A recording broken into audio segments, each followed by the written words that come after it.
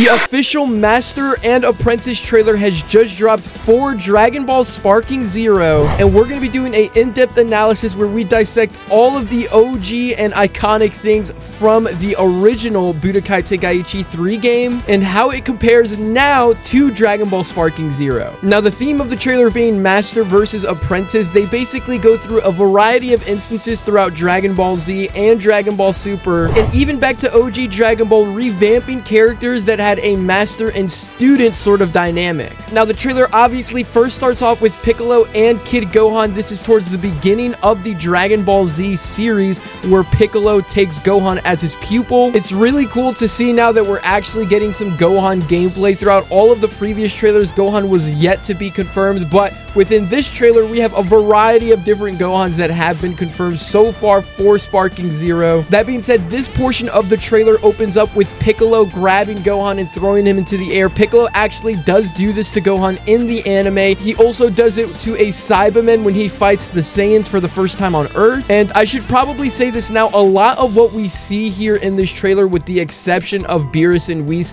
is from OG Budokai Tenkaichi 3, and that's very, very exciting to see. It's cool that they're bringing back the old mechanics that we used to have from Dragon Ball Z Budokai Tenkaichi 3, and seeing how they're adapting that to a game like Sparking Zero is absolutely insane. But moving on, we do have this scene with Gohan where he's throwing a barrage of Ki Blast here at Piccolo. Again, this was also in the original Budokai Tenkaichi 3 series. Very, very exciting. There isn't much of a difference when it comes to how they adapted it into this game, aside from like the updated graphics to the different angles that it shows when using these specific attacks. But the trailer then opens up to Master Roshi, Krillin, and Yamcha, and this is arguably one of my favorite parts of the trailer, seeing the Turtle Skull. I wish they incorporated Goku. I think this would have been a perfect time to incorporate Kid Goku if they were going to incorporate him, but seeing Yamcha and Krillin on here was really, really cool. You do see Krillin's scatter bullet here that he uses on the Cyberman in the original Dragon Ball Z, which was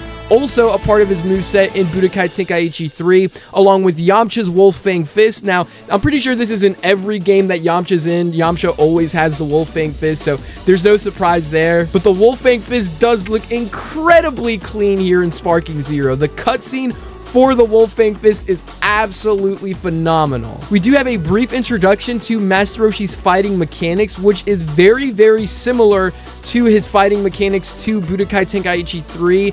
As you can see here, that sort of back kick that he has is initiated when you do back square on the controller, so it's cool to see that they're also including that in Sparking Zero. Now, for this next scene, this sort of lightning move that Master Roshi uses, this also is in Budokai Tenkaichi 3, and it sort of feels like they sort of robbed the audio set from the original Budokai Tenkaichi. But either way, it's really cool to see how they're adapting these move sets and mechanics from Budokai Tenkaichi 3 and they're incorporating them into Sparking Zero. But they do go on to the next student versus teacher dynamic where we see Gohan versus Videl, and a lot of people were incorporating this scene here where Gohan is dodging Videl's attacks. I got absolutely hyped when I saw it, not because it looked cool, but because it is an exact copy of what we also see in Budokai Tenkaichi 3, where when you're holding down block and then switch to click triangle, you are able to basically dodge their attacks and follow up with a kick that sends them flying away. It's the same sort of dynamic that happens here with Gohan and Videl. And then we do see Videl charging Gohan with her own signature attack. This is also in Budokai Tenkaichi 3,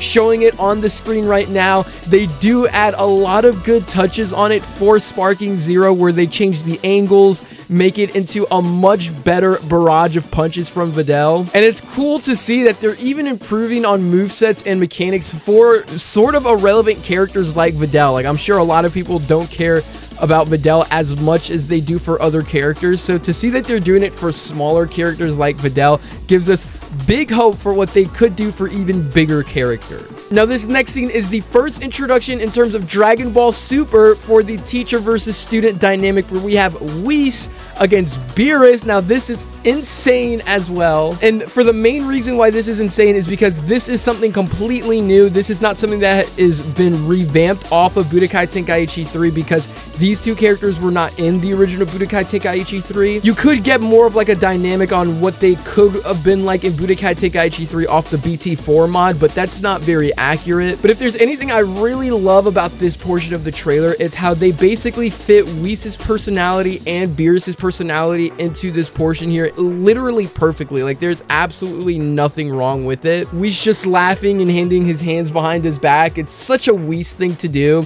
And there's like a scene where he brings out like a strawberry sundae or whatever, and he starts eating it in front of Beerus. It's as if Whis is overpowered, even though, you know, you could probably beat a Whis, but it's as if Whis is so overpowered that it shows within his own gameplay. We sort of see this deflection move from Whis, which is also very, very cool as well. I'm pretty sure that may only work with certain ki blasts, not with, you know, certain ultimate attacks or something like that. It seems like Whis' character will very much be sort of like a counter attack sort of character, which is cool to see because he never really fights with any of his strength, and he never really has one-on-one combat. He's really just dodging and weaving everybody 90% of the time throughout the series. Next, we do see Beerus attempt to use his Sphere of Destruction. This is his ultimate move that he uses in Dragon Ball Xenoverse 2, so there's no surprise that they're putting that for here. This was the move that Beerus was using during the Battle of Gods movie or the Battle of Gods arc, where he fights Goku Super Saiyan God within space, or the basic Super Saiyan form, however you want to describe it. Now, while this portion of the trailer was really, really cool, that doesn't even compare to this final portion of the trailer. This portion of the trailer is by far the hypest part of the trailer, where they are giving focus to the future timeline where future Gohan and future Trunks with his sword are training with each other. And all of a sudden, they do give confirmation for Android 18 and Android 17, even though that was already confirmed. And this basically does confirm the future Trunks portion of the story within Z. Now, a lot of this is a revamp off of Budokai Tenkaichi 3. This is living up to the Budokai Tenkaichi name